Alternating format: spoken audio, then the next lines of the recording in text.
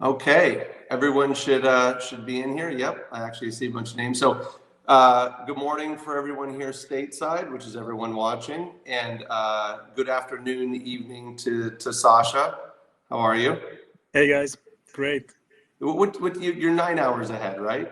Yeah, well, it's like 7 p.m. here. Yeah, 7 p.m. Okay, so cool. So the night is young for you. the night is young. Uh, It gets dark after 11 now, I guess, in Sweden. So After 11? yeah, it's bright outside after 10 still. Yeah. Oh, that's amazing. So anyway, so just to kind of remind anyone who's joining us for the first time, how this whole thing works is uh, there is a small box in the right-hand corner, which is where you can go ahead and type in your questions. They'll pop up, and I'll make sure that Sasha answers them. So first things first, I'd love to hear a bit about your background, and so would everyone else. I mean, we all know who you are and what you do currently, but the road to arriving at Koenigsegg is quite an interesting one. Why don't you take us through kind of your greatest hits? Yeah, well, I've always wanted to be a car designer for as long as I remember myself. My parents say that my first word as a toddler was car, so I guess somehow it was meant to be, and dreamed of designing cars. But I was growing up in the Soviet Union, Russia, and there was not many opportunities for an aspiring car designer there at the time.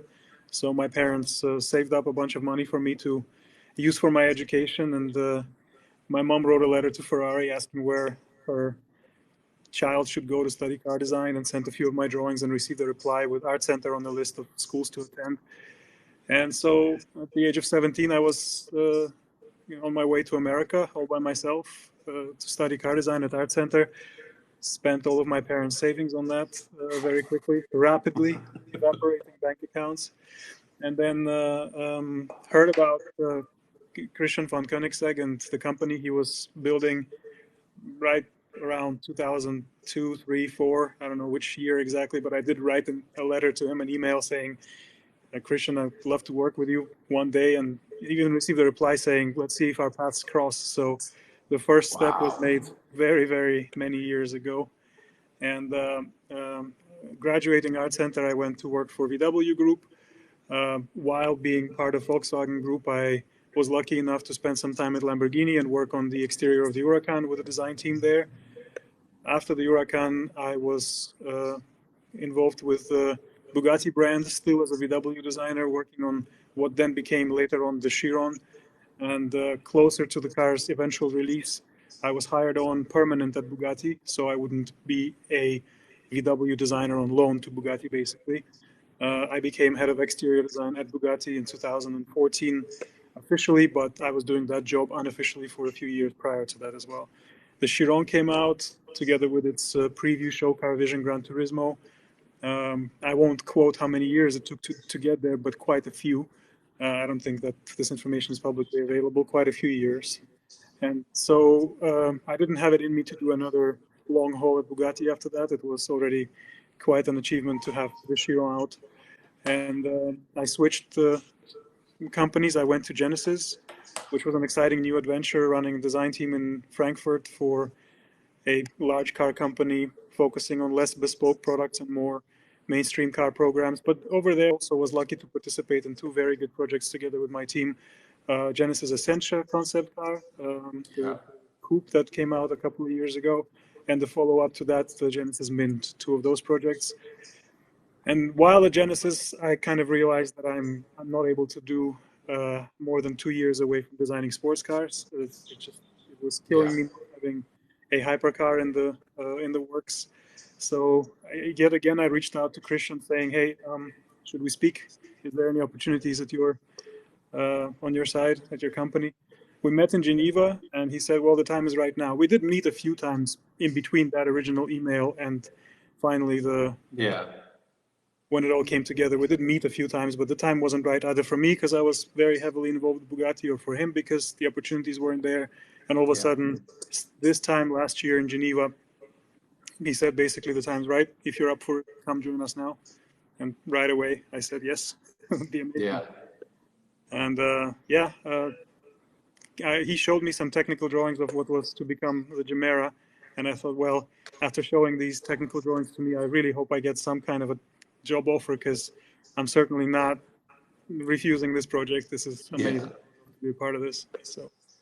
Yeah, I mean, you mentioned a lot of things there to touch on, but I mean, with the Gemera, I mean, you guys did it first. I mean, that is, the first hypercar, 4-passenger. I mean, just everything about it is, I mean, kind of putting the flag in the ground for Koenigsegg and for yourself as a designer.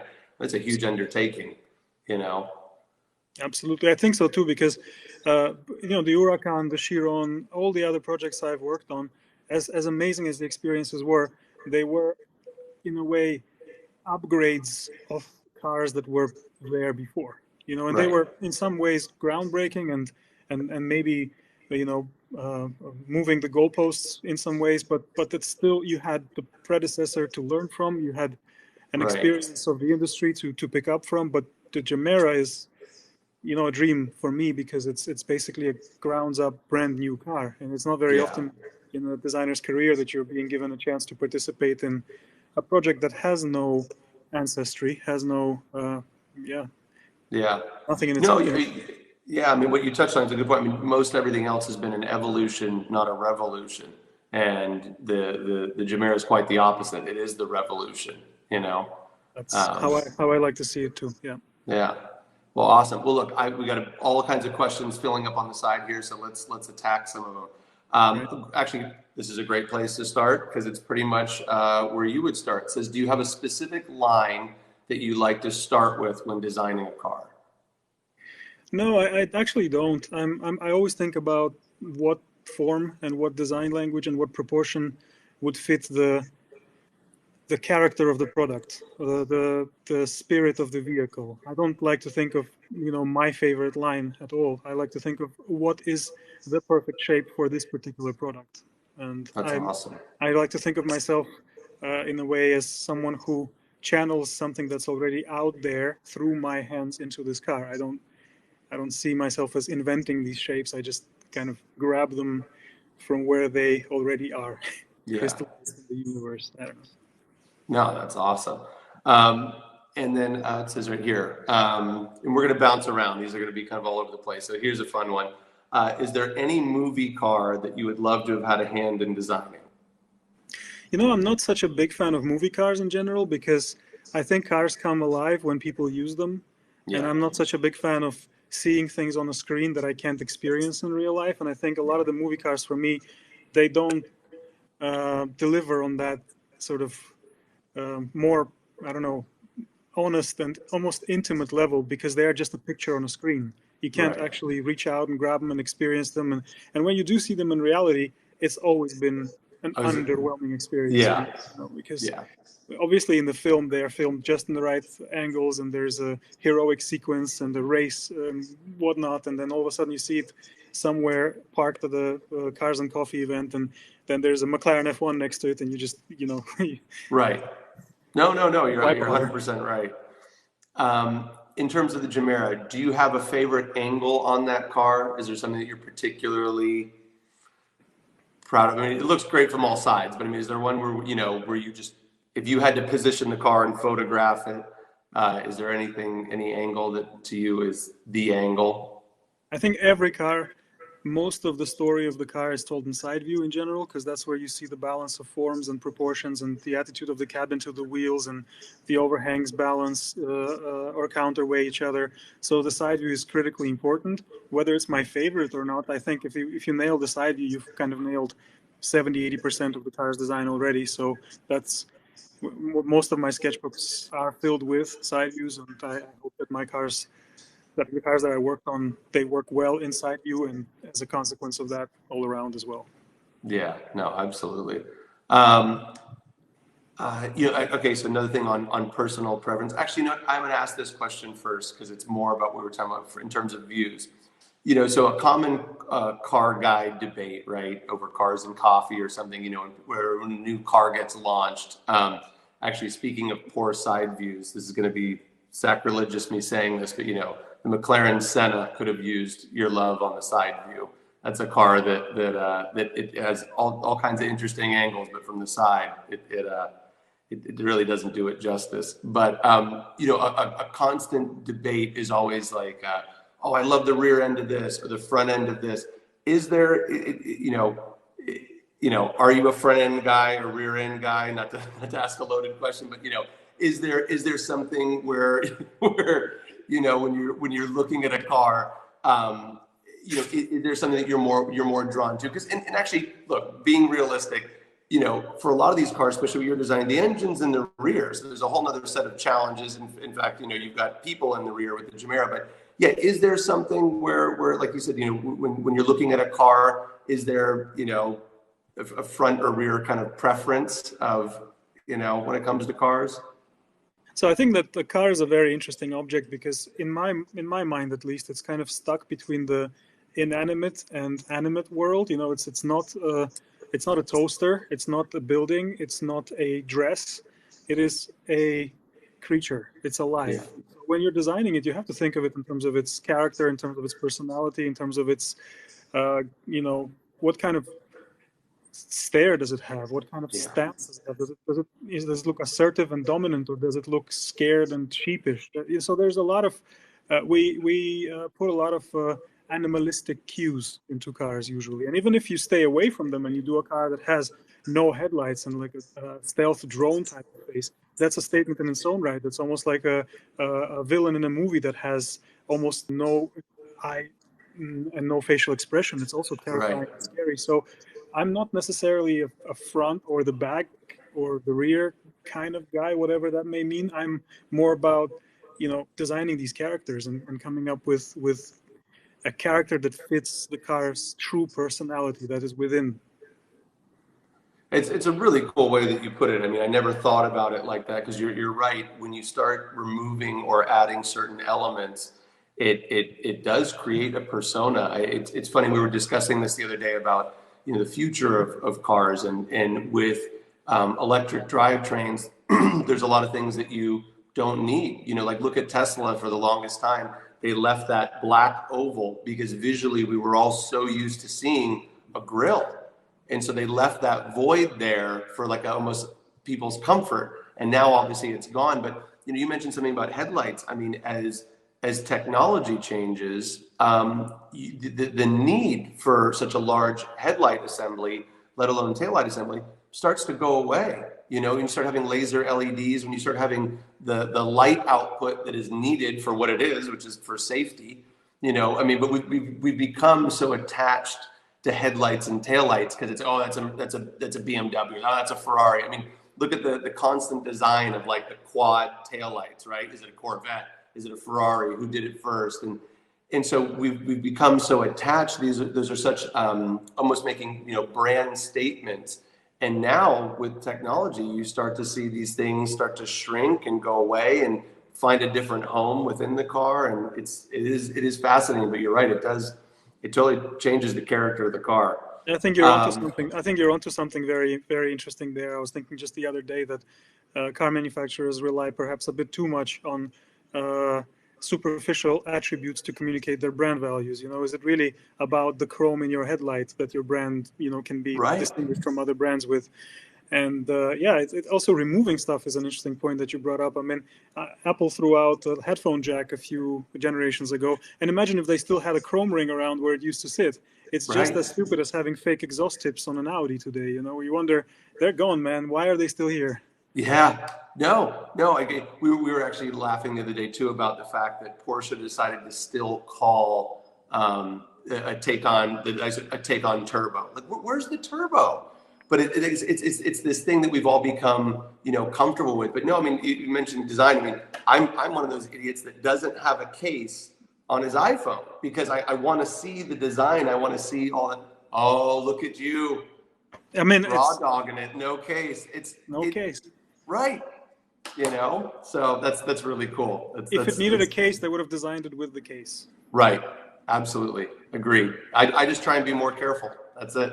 I try and take care of my stuff. Okay. All right. Sorry. The questions are piling up and I'm having fun here. So, so let's just start. What designer influenced you the most? And so that's an interesting question, because that probably has maybe changed throughout your cycle of wanting to be a designer. Yeah, I mean, you could answer that however you want, but yeah, what designer influenced you the most? Well, multitude and very many, and some of them virtually and others very directly. I would say virtually, as a child growing up, I was fascinated by Ferraris, and I loved all the old Ferraris. As a kid of the 80s and 90s, obviously it was the F40 and the 288 GTO and Totally. that sort of era Ferraris that were very brutal and very kind of non-curvy in a way. Actually, just Right. like, punched up energy on wheels. Like there was Yeah. no grace to them, not so much anyway. Yeah. And then from that obsession with F40 into 88, I went into sort of really digging old F1 cars, also Yeah. 80s turbo era F1s and that sort of stuff. I wouldn't say that as a kid I had any favorite designers, more like I had favorite cars that Yeah. I was drooling over and obsessing over. And then after I went to Art Center and I started meeting those people, who some of which were actually involved in the projects that I appreciated, sometimes it was a case of don't meet your heroes, and other times it was pretty much the opposite, where you think, well, you're all kinds of awesome, like I want to learn from you. So Yeah. Ken Okuyama was my department chair at Art Center, and I thought he was amazing, and I really just tried to soak in all of his wisdom. Designer of the Enzo. Then soon after that, I met Derek Jenkins, who was at the time running the design studio at Volkswagen, and he was a major influence as well. Also became my mentor through school and helped me a lot with my projects. After joining Volkswagen, I was closely working with Thomas Ingenlath, who is now in charge of Polestar and Volvo.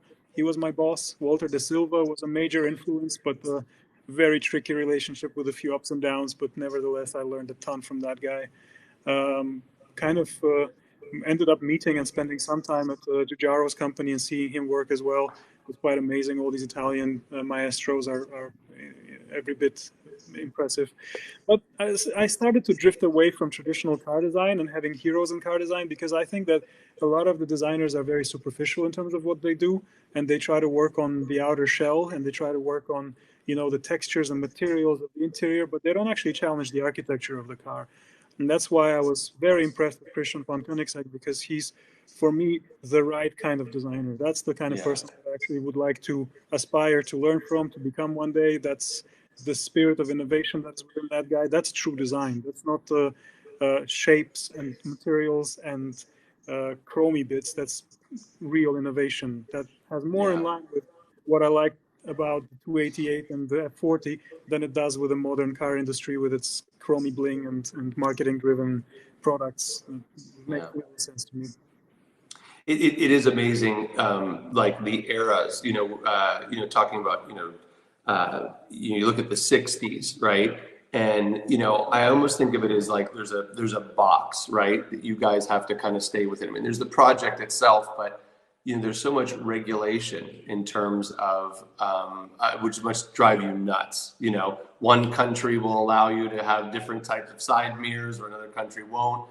And when you have to design a product that is essentially homologated, not like a race car, but homologated in its own way, you have all these, these restrictions. But it's funny, as you see the different eras, like you said, where certain things get prioritized, and you look at car design in the '60s and how it is. But you look at, like you mentioned, the F40.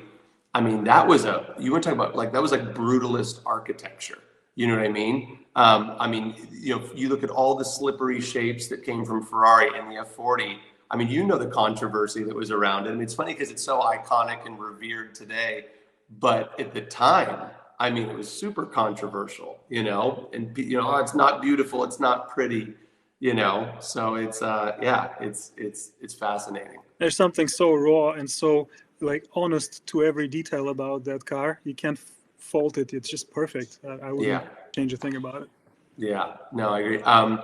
So here's a great one. And actually, I'm gonna add more to the question. It says, "Hi Sasha, how much does aerodynamics play a role in your design?" I'm gonna add to that and and ask you if you actually had to, I don't want to say increase your knowledge or learn more, but have you had to, because these cars are, so fast and so, I mean, again, the F40, not that I didn't pay attention to aerodynamics, but the technology that we have now to actually map out aerodynamics and extrapolate how, the hole that these things punch in air, do you find yourself having to factor that in a lot more and actually almost up your knowledge of aerodynamics when designing something? Well, yes. I mean, first of all, I'm kind of a nerd by nature, so I just like to read up on stuff, and I was always actually even more interested in motorsport than conventional car design. So I've always read up on automotive engineering or race car engineering or every technical article I could get on autosport. So it's just always digging up on how things work. That's what I'm curious about, and what makes them beautiful as well. Because I think that something that works more often than not is actually quite pretty. So Yeah. As an apex predator, kind of, So Right. yeah, I do have a relatively good understanding of aero and what works and what doesn't, to an extent where now a new shape that we come up with in our design studio, right from the get-go, has very good aerodynamic performance, and then it's about fine-tuning it, because fundamentally we know what creates drag, what creates downforce, what creates good cooling, where do the radiators go for great efficiency, and especially I was so lucky to participate in many sports car projects prior to this role here. I've kind of done, the result looks wise is very different, but I've kind of done this spiel a few times. I've been around these types of cars, and I know how they are made and what contributes to good results. So it's definitely not a black box where you do something and you wonder what's going to happen. It's not like that. We've got it figured out. Yeah, no, there's like a base foundation that that you're working with. And in detail, it takes a lot of fine tuning and tons of hours go into it. But it's a game of marginal returns at that point in time. The big stuff you can nail right from the start. Yeah. So another one here, it says, how do you envision cars of the future? Now, I mean, that could be taken a lot of different ways, but I mean, you probably are already working on a design that's, way out there. And like we talked about, having to factor in different technologies. I mean, just the packaging alone on the Gamera in terms of the engine and how drivetrains are going to change will ultimately kind of dictate the shape. But yeah, how do you think cars of the future, whether that be some type of small combustible engine and electric power, or just purely electric, how do you think that's going to shape cars of the future? So obviously, I think that electric propulsion is here to stay, and a lot of us are driving Teslas as company cars now. So that's a whole new experience that comes with the electric powertrain. I also see cars as a mainstream kind of phenomenon, becoming a lot less important in people's lives somehow. They become almost commodity. And at that point in time, you don't really care who provides your electricity, as long as when you plug something in, it works. It doesn't matter if it's this company or that company. But I see this as a great opportunity for those of us who still believe that cars are of emotional value. And because that basically means people who never cared about cars don't need to make an effort. They can just subscribe to a Spotify-like horizontal elevator service and have all their needs taken care of by that. But that maybe frees up car companies from catering towards those types of people, and maybe more emotional products start to come out in lesser quantities, maybe on a different price point, but there's still a lot of passion amongst the enthusiast crowd for performance cars. And today we have more hypercars on the market than ever before. This, in combination with commoditization of the transportation industry, means something. It's becoming more polarized, I believe. It's becoming more like those who care, those who don't, but they're separate now. Yeah. God, it's funny. So that kind of begs the question. I mean, where do you see cars? Well, so the Gemera is quite usable, so it actually has a place in that world that you speak of. But what about things like the Jesko and things like that? I mean, is there still going to be a place for cars like that, you think? I think so. I 100% believe. I actually believe that the last car ever made by humankind, is going to be a hypercar of some sorts. that's going to be the last thing to ever die, because these things are made with all of our passion, all of our heart, and not much of a rational thought. It's just Right. because we want to, and there's no stopping that. There's always going to be a dreamer somewhere out there building one of those things and trying to make a business case out of it. You know, that's actually a really good point. I mean, regardless of where the world goes in terms of fuel source and things like that, you won't be able to kill the human spirit and passion. I mean, again, there's always going to be little Sashas growing up and wanting to design something crazy. They're not going to be like, I can't wait to design this thing that can fit 8 people comfortably. And, you know, so it's, yeah, I didn't think about that. You got to kill that off first. This is one that actually I'm going to really like asking, because behind me is a motorcycle. Have you ever thought about motorcycle design? Have you ever wanted to design a motorcycle, or have you, on a napkin somewhere or something? No, I have not. I have the deepest respect for the community and for people who are passionate about 2 wheels, but I'm not. For me, 4 wheels are the 4 anchor points. That's my comfort zone. That's where I can understand the stance. I can understand how to plant the car well on those 4 anchor points.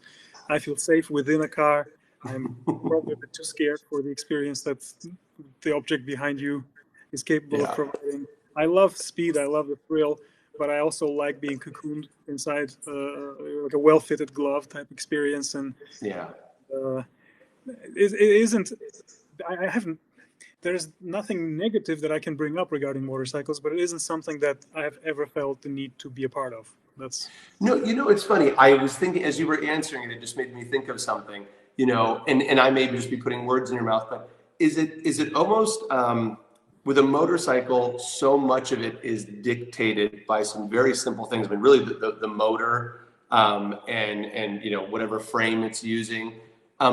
Is it almost like with a motorcycle, there's almost not enough to design? Do you kind of know what I mean? Like, it's almost like being a chef, right? And they're like, you can design like an appetizer, like the first part of the meal. And you're kind of, well, no. I want to create a whole meal. I want to throw dessert in there too. Like with a motorcycle, it almost feels like there's not a whole lot. You know, it's a fairing, you know, some type of side piece and a tail.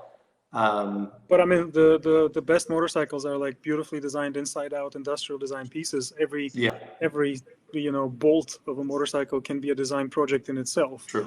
So you can obsess over everything. There's enough there to keep designers occupied, and I have utmost respect for people who work in that industry. So I wouldn't begin to compare.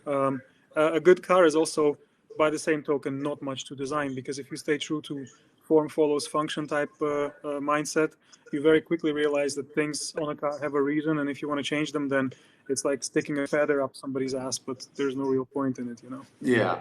No, absolutely. So, you know, it's funny talking about designing other things, though. I'm going to move away from anything with an engine or power. Well, actually, I wouldn't say power source. Do you ever, so you look at like, actually, maybe it's not a good example, because Adrian Newey, as a designer, has a passion for boats and yachting. So I guess that's kind of still like a vehicle. But is there anything else that you ever look at and want to redesign? Like, you know, I mean, you think about other objects that are in your life. You know, like we talked about, like phone. Is there anything? Do you obsess? Or is there anything else that you're kind of fascinated by from a product standpoint that you know, in terms of design? Funny enough, no, not yet. I mean, I'm happy to do it, and if a project comes around that manages to captivate me and motivate me, I'll do it gladly. But I can't tell you that I dream at night of designing anything other than cars. That's just always been for me my main reason. You know, I'm also not a designer's designer. I'm not here because I like to design things. I'm here because I'm primarily just somebody who likes cars. Yeah. No, it makes it actually, it's I guess the focus is kind of nice. I mean, you know, a human being only has so much bandwidth, and so I mean, you want to devote it all to just crushing it in one area. No, I didn't know if it was one of those things where you came home at night and you looked at a chair in your place and you're like, I could design a better fucking chair. Most of the time when I see a chair, well, yeah, I feel like I could design a better one, but it doesn't bother me one way or another. But if I see a car, most of the time, it either creates a really negative, bad feeling in me where I feel, you poor, unfortunate soul, why did they screw you over like this? or I feel like, wow, this is amazing. And then the haunting memory of that stays with me for months. Like, if I saw once in Germany a GT40 drive by, like an original, and Yeah. you're used to seeing those things on car shows or Cars and Coffee or not, but just the sheer surprise of having this thing come around the corner, and Oh then yeah. I still get goosebumps from an experience of 10 years ago. That's how Yeah. much cars can impact me in a positive and negative way. But a chair, I see them, I'm like, well, lousy job there with the surfaces and the intersections don't look clean, and look at this curve, it doesn't work, but forget it, I'll sleep fine. Yeah. It's funny. We're here to talk about your stories, but I got to share something that's very similar to what you mentioned with the GT40. I remember when I first moved to Los Angeles, and ironically, I was furniture shopping, and I was in this showroom, and you could just kind of feel this vibration, and I'm like, that is an old V12 that's on its way, and I turned around.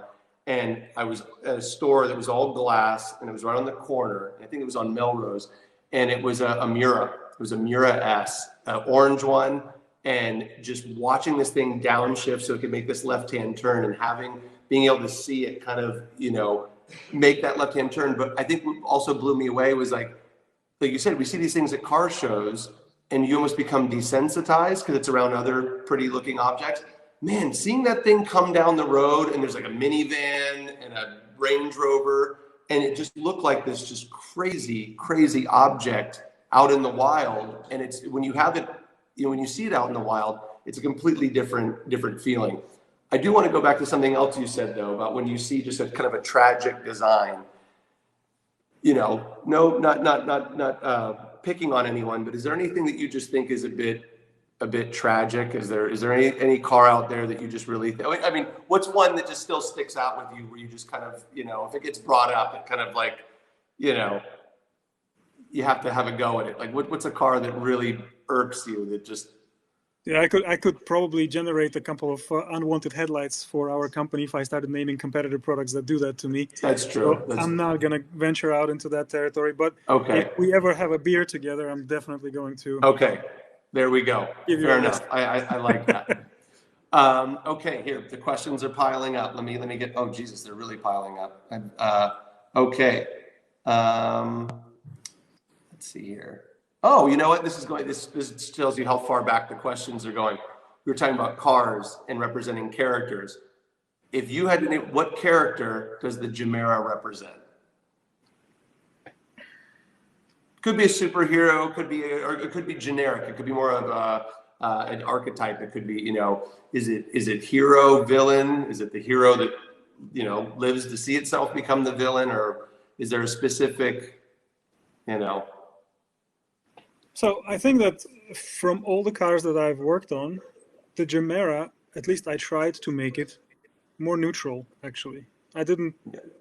I tend to create aggressive looking cars just by default. That's just where my lines fall. They have a ton of I want to burn your village.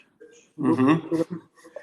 And that was one of the early debates that Christian and I had, where he said, well, you know what? Yes, powerful, sure. Confident, absolutely. But do we really have to burn anybody's village while we're doing it? So there was a conscious effort on my part to not over aggressify the face, right? So ultimately, it is an aquatic kind of being. It comes from the ocean in a way. Christian's early cars were very much dolphins. I tried to not make this one into a shark, but I think some sharkiness ended up contaminating the dolphin DNA there.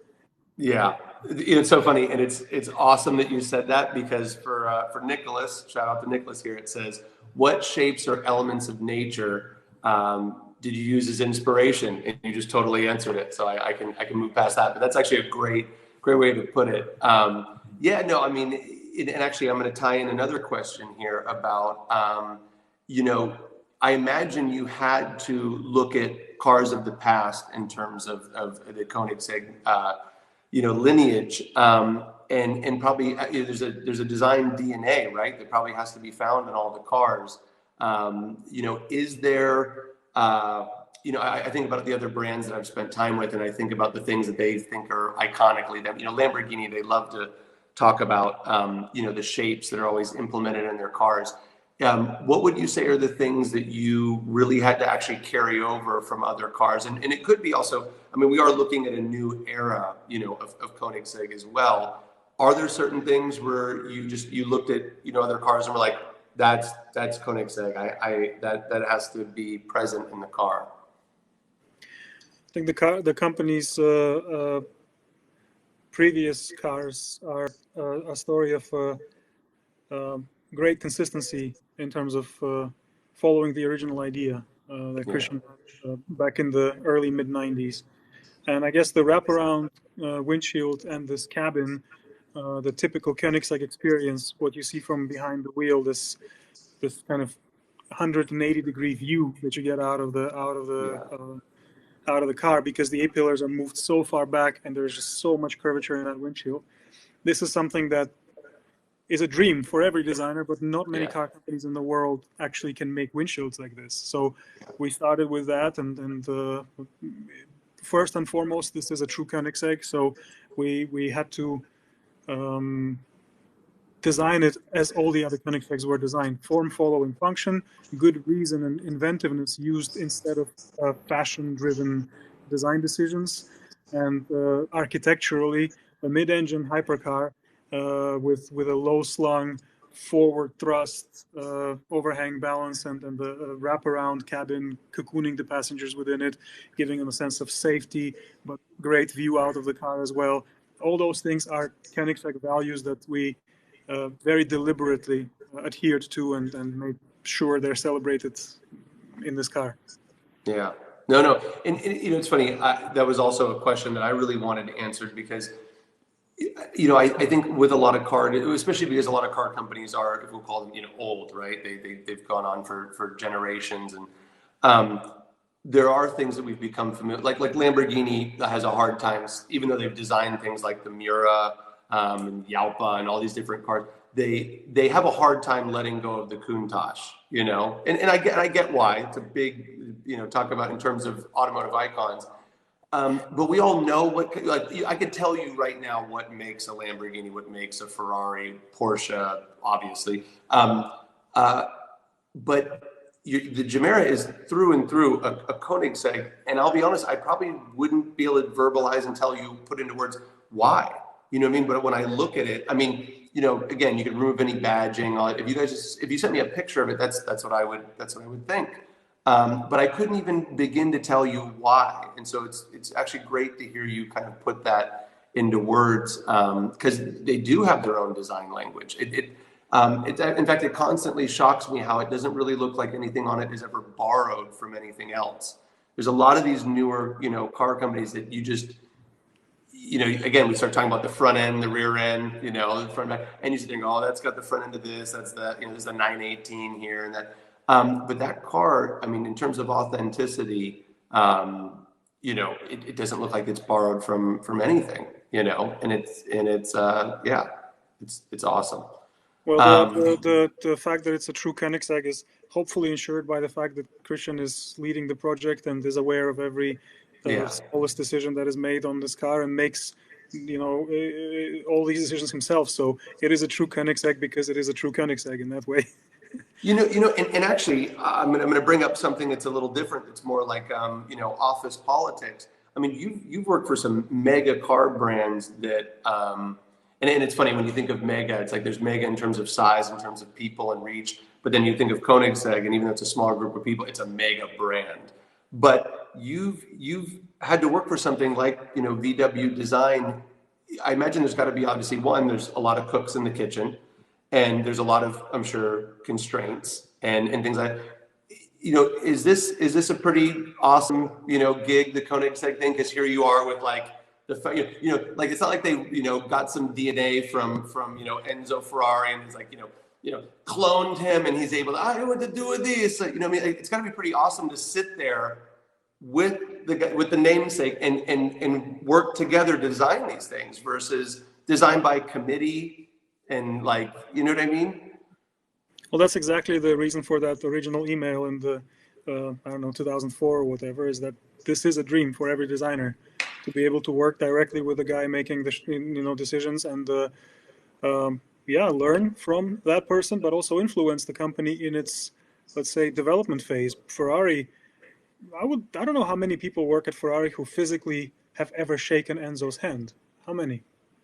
That's a good point. Probably not many. Maybe Yeah. some old guy who's about to retire, perhaps. But Right.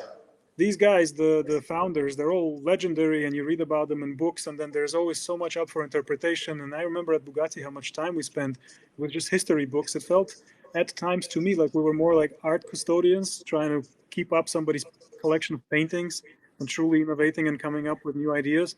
And this is what, for me, the Koenigsegg experience is so rewarding on this exact level, that there is no history books. There is a family here that has been running this company for, since it was conceived, and it's all in front of you in the making.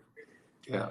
No, it's, really, exciting for you, because again, I think about, like I said, all the other brands that you've worked for, and when you think of, again, what it takes to have your designs become a reality, or like I said, the politics that you have to work within.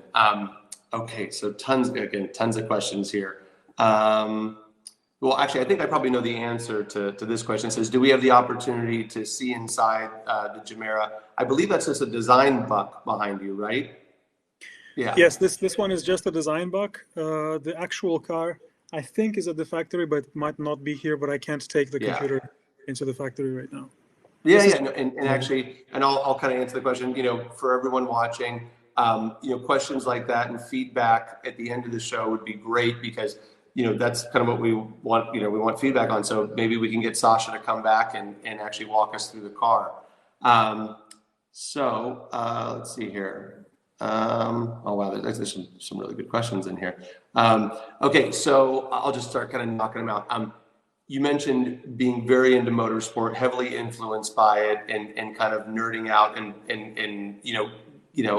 learning about it, even if you're not even designing a race car. But have you ever actually designed a car that's gone racing? No, I've never designed a car that's gone racing yet, and that remains one of my lifelong ambitions to do that, because that's just the ultimate reward, is seeing something that you've designed actually go out there and win. Compete. Hopefully win, maybe lose, but at least try hard. I think we should start this campaign. I think that we should get Christian. That should be the goal. Let's get something. Hey, look, especially if those hypercar rules finally get sorted out, and look.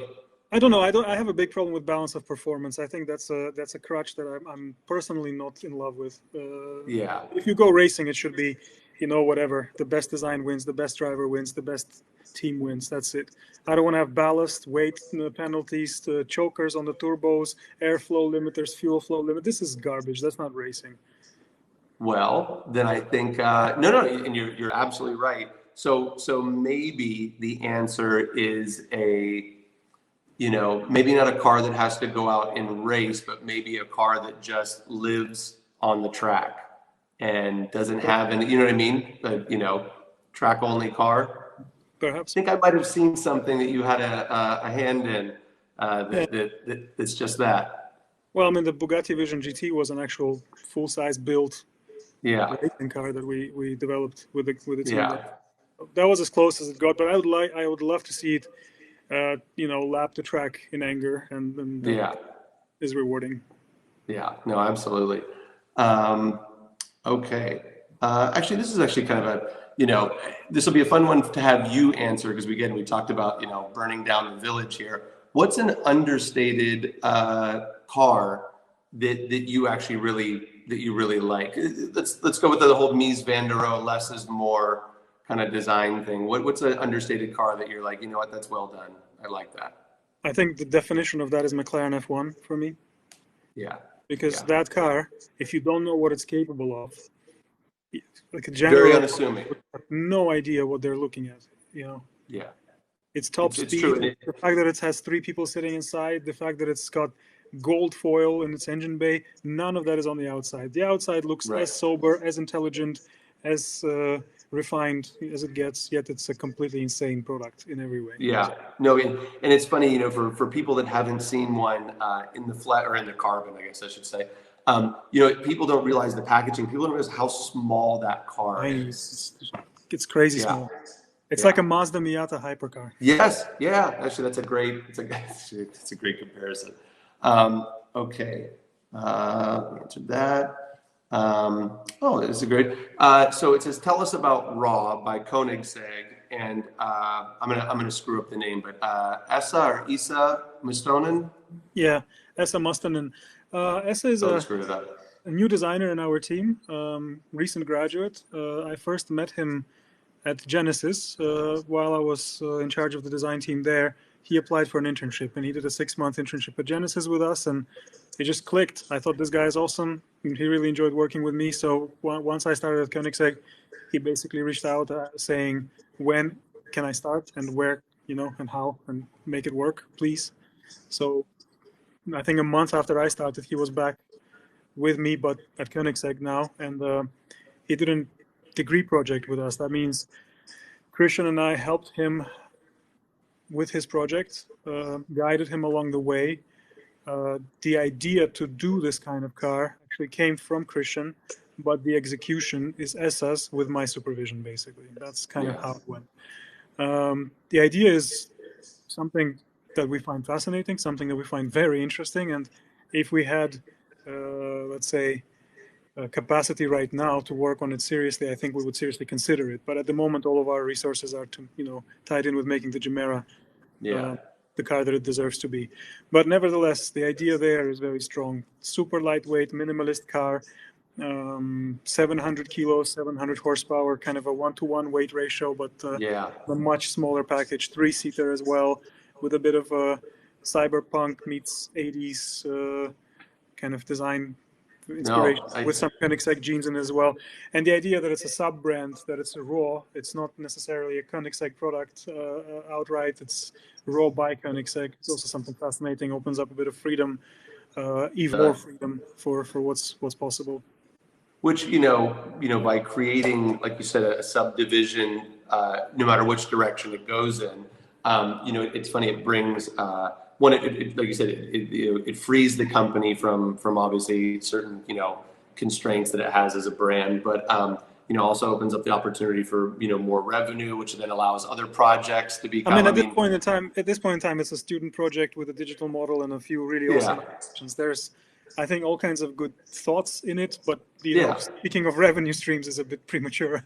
No, agreed. But I'm just saying, it's like that's what allows, it's almost like, actually, I'm going to tie it into this question here, which is, we've seen that SUVs have become a bit of like a necessity. It's like and so all these brands have kind of come on board, and you could argue that, would Lamborghini still, be doing so well, or would they've been sold off if the Urus had not been such a success? So the question is, well, it actually says, please reassure us that Koenigsegg will never make an SUV. But and I don't know if you can answer it or not, but I mean, is that something that do you guys ever just get, hammered over there in Sweden and go, let's build an SUV, or? No, I've never actually directly asked Christian this question, but I can tell you that we spent a lot of time brainstorming and just discussing ideas. And so far, an SUV has never been on the list of the best 10 things we would do if we had the time and the facilities right now.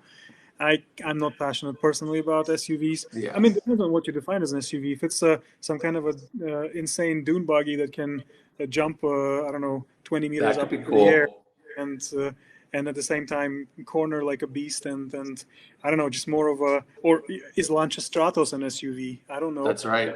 It's a blurry line, but like a conventional 7-seater people mover with a minivan underpinnings with some cladding on the exterior. And that I don't personally think that does justice in the cards. I don't think that this does justice to the brands that you just mentioned. Yeah, no, and actually, I think from a more like general question, not necessarily SUV, but I think you guys already answered it with the Gemera, which is how can we let an owner enjoy a Koenigsegg even more and with more people? That's really, honestly, SUVs, nobody's just like, man, I just love things that look like a fucking refrigerator, like a G-Wagon, I don't know that anybody there's something, again, much like the brutalist design that makes it cool. But I don't think anyone's like, man, I love that. It's beautiful. Well, I think it's a usability thing. I have an idea here. I have an idea here. What Yeah. is it? What is it that makes SUVs attractive? It's because you can use them with ease, right? It's the ease of use, right? That's So it's exactly. getting in and out of the car. Where our Exactly. doors, the way they're laid out on the Gemera, with a part of the roof opening as well, make it effortless getting in and out of this car. You don't have to crawl in and out. You step into the Right. car, then you take a seat. So we've done some very meaningful innovating on this car, and I hope that usability-wise, we can give every SUV a run for its money with this product. Yet we have the performance, the looks, the beauty, the range, the aerodynamics, you name it. It's Right. off the charts in every possible way, and it's a true hypercar. I don't think that the SUVs that sports car makers make are in any way doing any justice to the legacy and the heritage that these companies hope to upkeep. Yeah. Well, and it's like we talked about, they're part of just this bigger machine that has to answer, different questions and has to, evolve in a different way. So, again, it's the beauty of you working for Koenigsegg. I mean, think about that. You probably, if you were anywhere else, would have to be firmly planted in some meetings talking about some type of SUV or crossover. I was just last year. I was just the same time last year in those meetings. So Yeah. it's not Yeah. And then 15 years of working in the industry, I've done my fair share of SUVs as well. Full-size models, design Yeah. models, whatever. Thankfully, none of them made it to the road, because I would never. I love that you'd rather see your work get mothballed than ever, have you strategically navigated it? Like, do you ever just like phone in that design and just be like, here, there you go, and make it ugly on purpose so that there's never, No, I've never done that. I've always tried to be, as diligent of an employee as I can be. Yeah, you don't strike me as someone that half-ass it. But there's very little you can do to make something that is born with bad genes appear healthy, Yeah. Yeah. No. I love that. That's the line of the day right there. I love it. So, okay, sorry, I'm just, all these questions, which is great. It's funny. We're going to step away from cars here, but we're going to find a way to integrate it. And so somebody says, what does 46 and 2 on your t-shirt refer to? And it's funny because to the person Gary, who asked it, I asked the exact same question before the interview started. And Sasha, I'll let you answer it, and then I'll ask my question that's attached to it. It's an old Tool song from one of their early albums, which I happen to like. Yeah, and I told you that I was going to ask this question, which is, when you are designing, do you put on, let's call a soundtrack? I always design with music. It, for me, was, since the early days, a very, how do I put it, a natural connection between what I hear and what I design. Something that my parents worked on a lot. My family is very kind of musically minded. My brother's a composer, and my mom used to play all kinds of records for us when we were kids and always asked us to close our eyes and imagine something. And she worked on this imagining things as you listen quite a lot, and consciously and with effort. So when I hear something, I always get visual pictures from the music, very visual, at least like an image of I don't know, of impulsive movement or powerful gesture or something there comes through in the music. And it's, if I happen to have paper and a pencil with me at that point in time, shapes start flying out. It's just like a very natural connection for me. It's funny.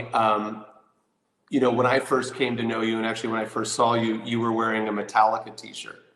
And it's funny because I grew up in Marin County, and one of my neighbors, I'm sure it was James Hetfield. And all the members of Metallica, lived in the Bay Area. And I used to see, actually, it's funny, I used to see James Hetfield all the time in Baskin Robbins getting ice cream, of all things, which I got to tell you, this is back when he still had long hair and was driving like a Trans Am. And seeing this guy get out and was like, give me the rainbow sherbet, please. It's pretty rad. But I was going to say, I'm telling that story for a reason. do you also put on, when you, like you mentioned, you had a specific task at hand with the Chimera, right? You know, you knew, again, that you didn't want to burn down the village with it, and we had to make it, you know, less shark, more dolphin. Do you put on a certain type of music knowing what you're going to have to kind of go into? Like, did you not put on Metallica and put on Tool, you know? No. Like I think that especially working here in Sweden, Swedish culture has very deep roots in metal. Metal music is very important in Sweden, and even if they are on the surface super friendly and incredibly warm and sometimes even politically correct people, they still make some of the most psychopathic music out there. So Yeah. I was listening mainly to Meshuggah and Opeth and all kinds of Wow. Swedish, hardcore, grindcore metal, mathcore metal. I like that stuff. And then it was a matter of basically Christian trying to tame the shark. Yeah. Okay, so he came in with the violin or the cello and toned it down. And you know, it's funny. Maybe that's why some of the best metal, heavy metal, comes from Sweden.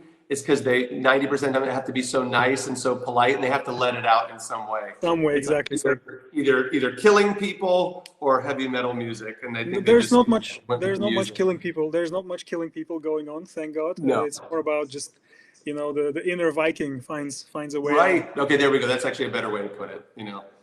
The American in me, I guess, just went to killing. Okay, it says, and actually, I do want to ask this because it's actually all, I mean, other than the geography, it's also one of the reasons why we're doing this right now and why this series started was a way to bring all this car fans together during, you know, the pandemic. And it just says, and you and I spoke about this before the meeting, and I think I'd love everyone to hear it. It says, how has COVID affected the workflow at Koenigsegg? Being a smaller company, are you still able to work at a normal pace, or have you had to slow down like the bigger car companies? And actually, it's funny, it's not so much about the size of your company, it's more about where your company is based, and I'll let you answer the rest. So I think we're all trying to be as responsible as we can be and as vigilant as we can be when it comes to social distancing and safety norms and regulations. And Swedes are very calm. There's not been much panic, but life has also not changed as much as it has changed in other places. We have continued working all throughout the pandemic. We come to the office. We have our emergency meetings. We used to have them daily, discussing what measures can we take at work to improve our standards of cleanliness and social distancing norms. And I think we've done our work well, because so far the situation hasn't really spiraled out of control for us. Now, I don't want to say too quickly, too soon that, you know, how amazing it is, because we don't know what the future holds. But no, yeah. But we've done our homework, and I think that we also, each one of us cherishes, enjoys, and appreciates the fact that we can continue coming to work, both for the social aspect, but also for the fact that we're keeping this place going and contributing our time and efforts to this company in the best possible way, even in this difficult time.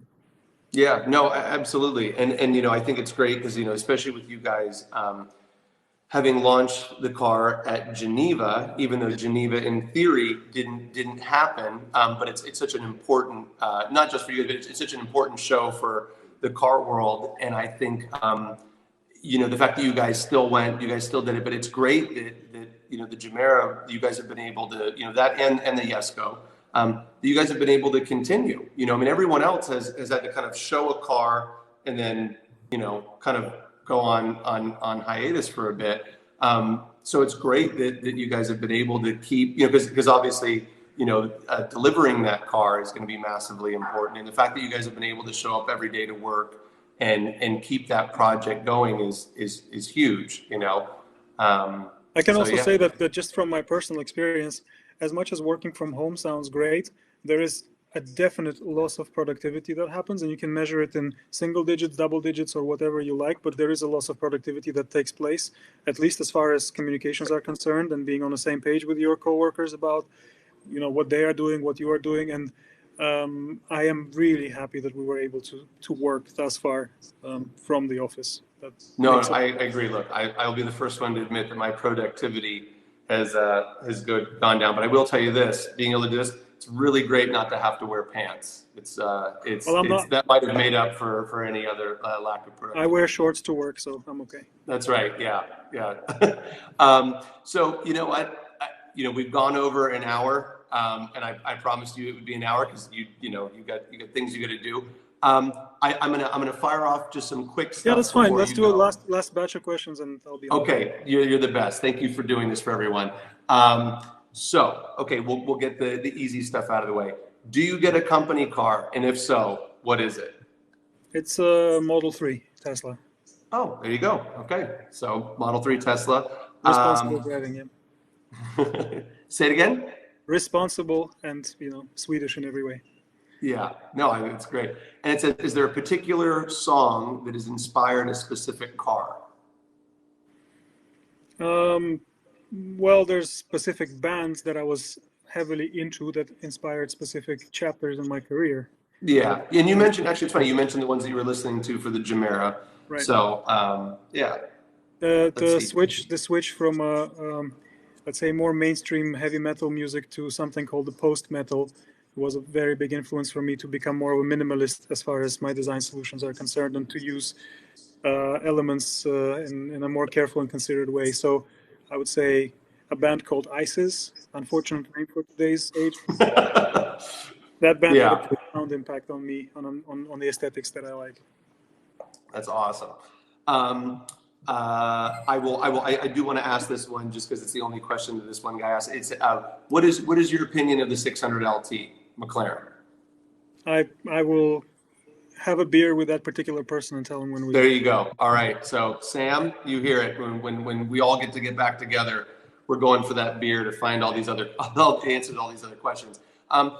Easy question to get out of the way, and again, it's one that I really want to know because I was telling you is my role within the company. I get to sit down and work with customers to design at least the color palette that goes on their car, and we were talking about color palettes and choices for you.